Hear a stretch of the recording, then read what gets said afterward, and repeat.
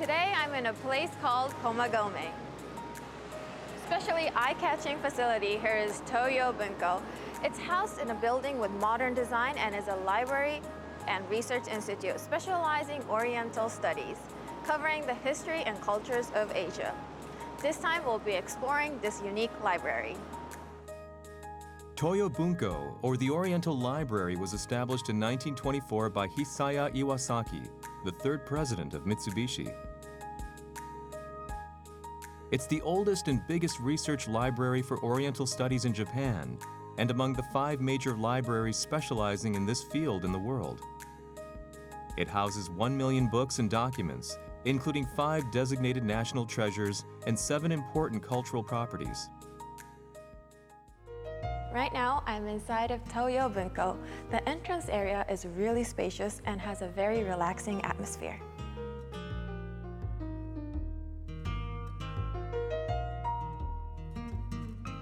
This is Yoji Ikeyama of the PR office, who will be showing us around. よろしくお願いします。早速なんですけども、すごい。It's a very open space you have here. What are those on the wall? They're 2 of the biggest works we keep here at Toyo Bunko. They're replicas. We decided to display them on the walls as centerpieces of the facility. One is of a stone rubbing from Korea, and the other is of the Edo Oezu, a big map of Edo. I've heard this is a research institute. Here at our Oriental Studies Research Library, we opened a museum in this exhibition room in 2011 and are engaged in 3 aspects: research, a library, and a museum. Interesting. This seems to be a very big space. How big is it? As a research library specializing in Oriental studies, we're among the top 5 in the world. And in Japan, we're the biggest and oldest research library. Wow. When we say the biggest in Japan, I'm sure it's hard to fathom. The second biggest in the field of Oriental studies is the University of Tokyo. And third is Kyoto University. We're bigger than the most well-known national universities in Japan. When we explain it that way, most people understand just how big it is.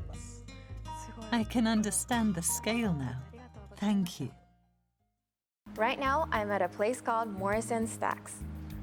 Mr. Ikeyama, I'm amazed at how many books there are here. This is said to be the most beautiful bookshelf in all of Japan. It's in the exhibition room on the 2nd floor and called Morrison Stacks. It's a collection of 24,000 rare European books and pieces of art purchased in bulk by Hisaya Iwasaki in 1917, just about 100 years ago, from London Times journalist George Ernest Morrison. There are so many books. As a condition of purchasing them, Mr. Iwasaki was asked to keep the Morrison name. There were other conditions as well. The 24,000 books couldn't be separated. They couldn't be hoarded, and they had to be seen by other people. They had to be accessible. Another point was that numerous other valuable Asian literature would be published over time, and they wanted him to purchase them and add them to Morrison's collection. Those were Morrison's conditions. The person who met those conditions was Mr. Iwasaki, and he paid nearly $65 million in today's money. $65 million? Yes, he bought the full collection. Both Mr. Morrison and Mr. Iwasaki had the same wish, and so happily, Morrison Stacks was set up in Japan. What's this section called? This is a section where we display the personal collection of the founder, Hisaya Iwasaki. It's called the Iwasaki Collection. Of particular interest are these. Most of the renowned works at Toyo Bunko come from the 38,000 books collected by Mr. Iwasaki. Among them are those designated national treasures and important cultural properties. In this exhibition room now, we're showing one national treasure and one important cultural property. When you put a book in a display case, you can only see the page that it's open to. so we digitalize books so that people can enjoy them better. We have a section where we've adopted digital archiving technology.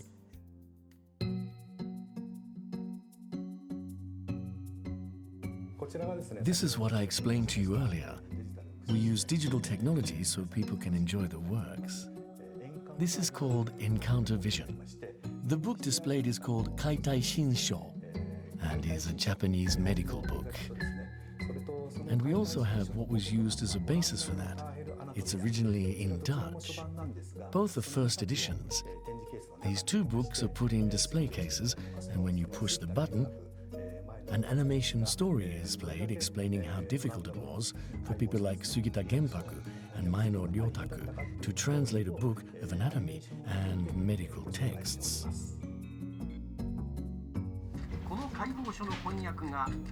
Experts agreed that the translation of this book of anatomy was indispensable for the development of medical science in Japan. There's a saying that good deeds should be done without hesitation, and people were asked to come to his house the following day. That was the start of the translation project.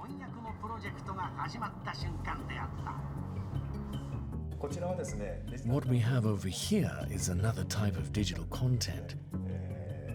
It's a digital book, and in it you can see all of the books and scrolls we have.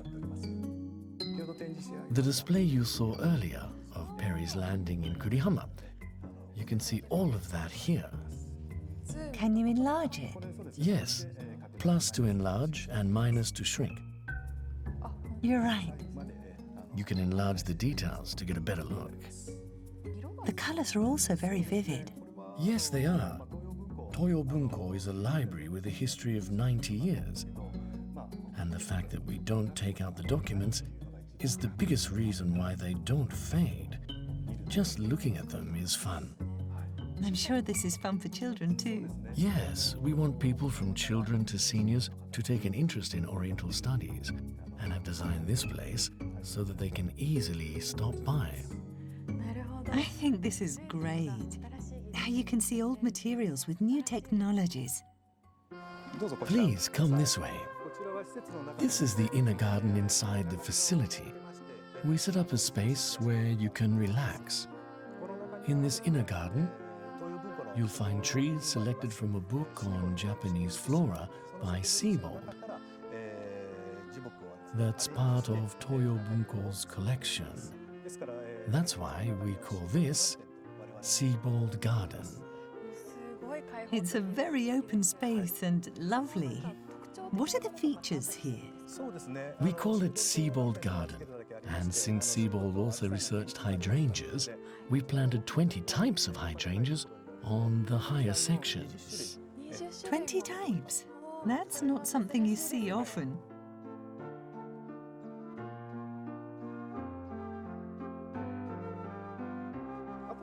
Also, we wanted people to enjoy the 4 seasons inside the inner garden. So it's been designed so that you can enjoy the view according to the season, such as foliage in the autumn and sakura in the spring. There are so many different types of trees. Yes.